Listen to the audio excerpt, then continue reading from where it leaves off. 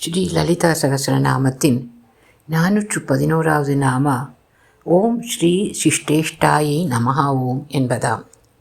இஷ்டா விசிஷ்டா சிஷ்டேஷ்டா என்கிறது விஷ்ணு சகஸ்ரநாமம். 311வது நாமா அது. எனக்கு இஷ்டம், ரொம்ப பிடிக்கும் என்கிறான் பரமாத்மா. யாரை எதை சிஷ்டா நல்ல எண்ணமுடைய நற்செயல் உடையவரை விசிஷ்டா விசேஷமாக பிடிக்கும், அவர்களுக்கு என் ஆதரவு என்கிறான். யாரெல்லாம் சிஷ்டகா நல்ல எண்ணம் மட்டுமே உடையவர்? மகாபாரதத்தில் இல்லாதது வேறு எங்கேனும் உண்டோ? வனபருவத்தில் சிதறி கிடக்கும் கண்ணனின் பொன்னான வார்த்தைகள் இவை. யார் சிஷ்டகா? முழிக்கின்றனர் பாண்டவர்கள். அதையும் நானே தான் கூற வேண்டுமோ? சரி, சொல்கிறேன் கேளுங்கள்.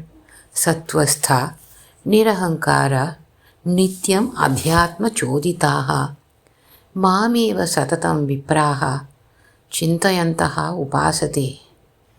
சத்வஸ்தா சாத்விகமான எண்ணங்கள், நிரஹங்கார அகங்காரம் இல்லாதவர், நித்ய எப்பொழுதும், அத்தியாத்ம உலகத்தின் சக்தியான புருஷோத்தமனை சததம் இடைவிடாமல், சிந்தயந்தகா நினைப்பரோ, உபாசதே அதுவே அவர்களது பூஜையோ, அவர்தான் சிஷ்டகா.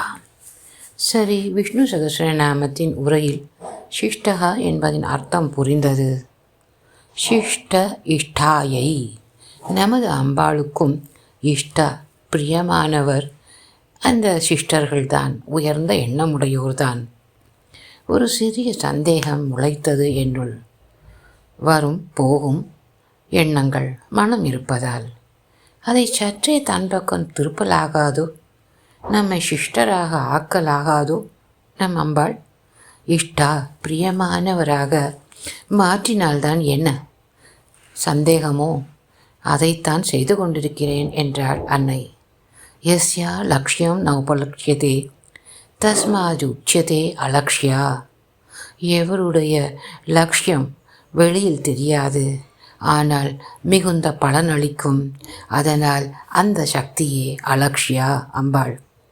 யாருக்கும் தெரியாமல் நம் அனைவரையும் சிஷ்ட உயர்ந்த எண்ணம் உடையவராக ஆக்கி இஷ்டாவாக பிரியமானவராக மாற்றுவது அலக்ஷ்யா என்னும் நம் அன்னைதான். சிஷ்டேஷ்டா நம்மையும் அறியாமல் உயர் எண்ணமுடையோராகச் செய்து தன்னிடம் நெருக்கமாக வைத்திருக்கக்கூடிய அன்னைதான் ஓம் ஸ்ரீ சிஷ்டேஷ்டாயை நமஹா. எவ்வளவு தரம் சொன்னாலும் போதுமா? அம்மா, ஓம் சிஷ்டேஷ்டாயை நமஹா, ஓம் சிஷ்டேஷ்டாயை நமஹா, ஓம் சிஷ்டேஷ்டாயை நமஹா. குருஜி பாட்டம்மாவிற்கு நமஸ்காரம். பிரியமுடன், சந்திரா.